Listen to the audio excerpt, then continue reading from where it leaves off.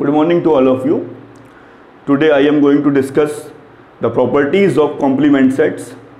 Now the first property is, सबसे पहले आपको वेन डायग्राम से बताता हूं मैं।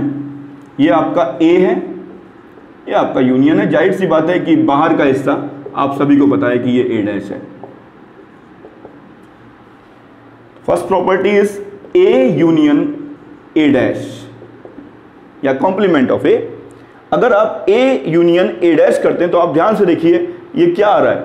अगर आप A और A डैश को कंबाइन कर देते हैं तो क्या आ रहा है, यूनिवर्सल सेट आ रहा है। ऐसे ही अगर आप A इंटरसेक्शन A डैश कर देते हैं तो क्या आ रहा है, कोई A और A डैश में कोई भी एलिमेंट कॉमन नहीं है तो क्या आएगा, 5। Most important D Morgan's law.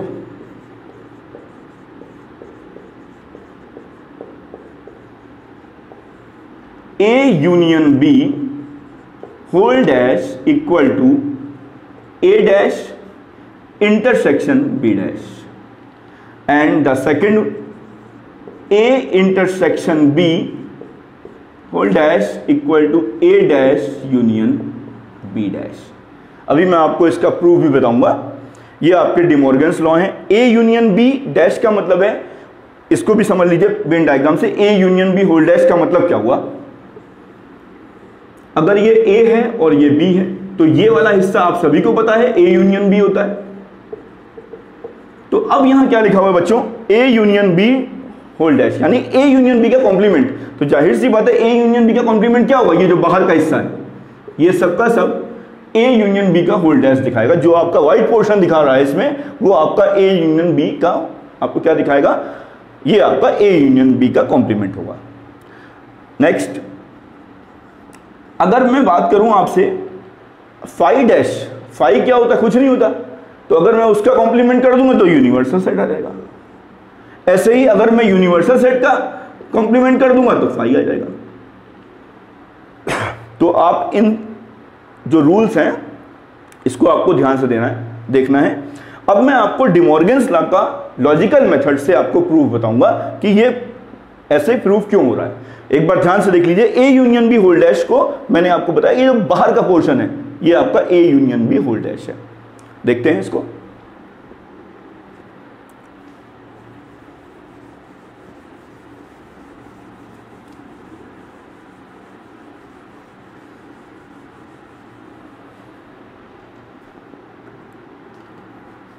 A union B whole dash equal to, मैं आपको एक लॉ समझा दे रहा हूं, A dash intersection B dash. इसको आपको प्रूफ करना है। ये आपका डी मॉर्गन्स लॉ है। इसको मैं लॉजिकल मेथड से आपको समझाता हूं। पहले मैं लेफ्ट हैंड साइड को लेके चलता हूं। Let X belongs to A union B whole dash. कल मैंने आपको बताया था कि अगर कोई element X belongs to A dash है तो इसका मतलब है वो एलिमेंट आपका A में नहीं होगा, यानी कि यहां पर क्या होगा, A यूनियन B में वो एलिमेंट नहीं होगा। फिर से ध्यान से समझिए, अगर X A union B whole dash को दिखा रहा है, अगर इसमें दिखा रहा है तो जाहिर सी बात है कि वो A यूनियन B में नहीं होगा। अब इसको लिखने का तरीका, कल मैंने आपको यहां पर 6 लॉस लिखे थे। मैंने कहा था कि इसको कैसे लिखते हैं। अब ये आप कहेंगे सर ये वाला तो आपने नहीं बताया, मैंने इसको बताया है। इसको एक बार ध्यान समझिएगा। अब की बार यहां पर बिलोंग्स टू नहीं है। अगर बिलोंग्स टू होता है तो आपको पता है कैसे लिखते हैं, X बिलोंग्स टू A और X बिलोंग्स टू B। लेकिन यहां पर क्या है बच्चों, यहां पे डज नॉट बिलोंग्स है। तो आप इसको कैसे लिखेंगे बच्चों, इसको आप लिखेंगे X does not belongs to A। अब यहां पर आप लोग अगर बिलोंग होता है तो आप क्या लिखते हैं, और। तो मैं यहां क्या लिखूंगा, and X does not belongs to B।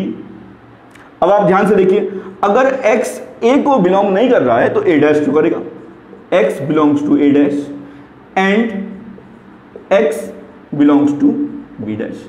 इसको लिखने का तरीका क्या होता है बच्चों, X belongs to A dash, यहां एंड है तो क्या आएगा बच्चों, इंटरसेक्शन आएगा, ये आएगा। अब आप इसको ऐसे लिख दीजिए, A union B whole dash contained in A dash intersection B dash। This is the equation number 1। अब मैं आपको left hand side, right hand side से लेफ्ट हैंड साइड कैसे लेके आते हैं उसको समझाता हूं, देखते हैं उसको भी। ध्यान से समझिएगा बच्चों, बहुत इंपॉर्टेंट चीज है ये, आपसे एग्जाम में जरूर पूछा जाएगा। डी मॉर्गन्स लॉ का प्रूफ बहुत आपसे पूछा जाता है, ध्यान से देखिएगा। अब मैं आपको राइट हैंड साइड को समझाता हूं। Let x belongs to a dash intersection b dash. अब देखिए ध्यान से, यहां इसको आप क्या लिखेंगे, x belongs to a dash and x belongs to b dash. अब अगर x बिलोंग कर रहा है a डैश को, तो x does not belongs to a and x does not belongs to b। अब ध्यान से देखो, अब यहां पर डज नॉट बिलोंग्स टू है, तो इसको लिखने का तरीका क्या होता है, x does not belongs to, अब यहां पे एंड है तो यहां पर जो भी ऑपरेशन लगेगा वो यूनियन का लगेगा। x does not belongs to a, अब यहां पर इसका उल्टा हो जाएगा, क्योंकि यहां पर डज नॉट बिलोंग्स टू है तो a यूनियन b। अब यहां क्या होगा, अगर a यूनियन b में x नहीं है तो इसका मतलब है a union b whole dash में होगा। अब आप इसको ऐसे लिख सकते हैं, a डैश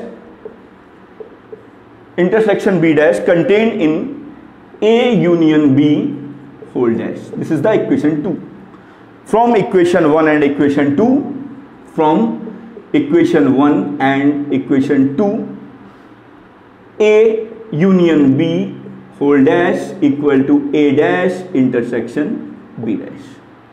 इसको आप ध्यान से देखिएगा बच्चों, ये बहुत ही इंपॉर्टेंट आपका डी मॉर्गन्स लॉ है। एक बार फिर से रिपीट कर दे रहा हूं मैं, लिखने का तरीका इसमें मेन है, क्योंकि लॉजिकल मेथड में लिखने का तरीका आपको आना चाहिए, और जो भी मेरे लेक्चर हैं पीछे के मैंने उसमें आपको मेंशन किया है, उसको आपको बहुत ध्यान से समझना है। एक चीज और समझाता हूं आपको, प्रैक्टिकल प्रॉब्लम्स में आपका यूज होता है। ये तो आपका डी मॉर्गन्स लॉ हो गया, कुछ एक आध चीजें और समझ लीजिए आप।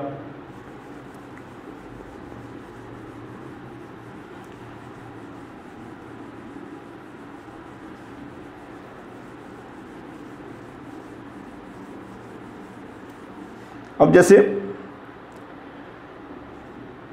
कुछ फार्मूले में समझा दे रहा हूं आपको।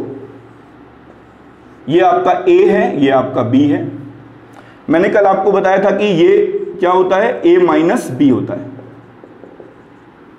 तो a माइनस b लिखने का तरीका क्या होगा बच्चों, n का मतलब है कि a माइनस b में कितने एलिमेंट है, कार्डिनल नंबर ऑफ a।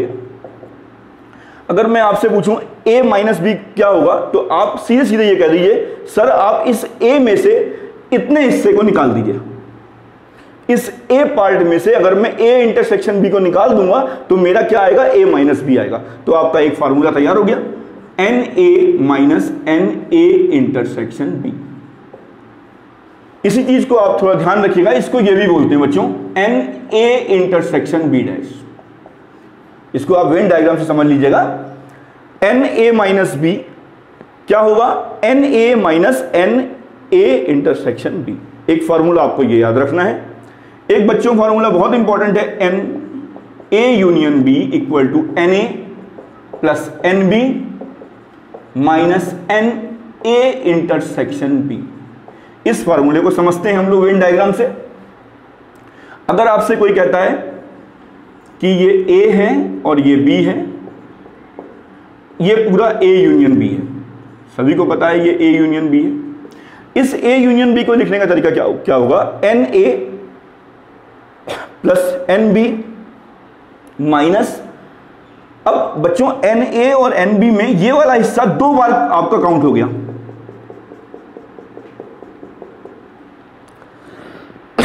तो इसको हम लोग क्या करेंगे, इसको जब ये दो बार काउंट हो गया तो एक बार माइनस कर देंगे, तो ये आपका na यूनियन b आ जाएगा। एक फार्मूला और समझ लीजिए जो आपके एग्जाम में काम आएगा।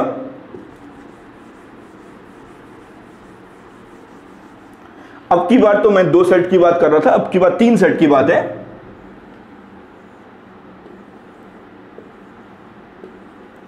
ये a है, ये b है, ये c है। अब की बार मैं इनके पूरे कंबाइंड की बात कर रहा हूं, यानी n A union B union C. इसका फॉर्मूला आप लोग याद कर लीजिए, n A plus n B plus n C minus n A intersection B minus n B intersection C minus n C intersection A plus n A intersection B intersection C.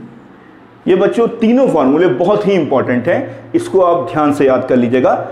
A union B union C ये portion है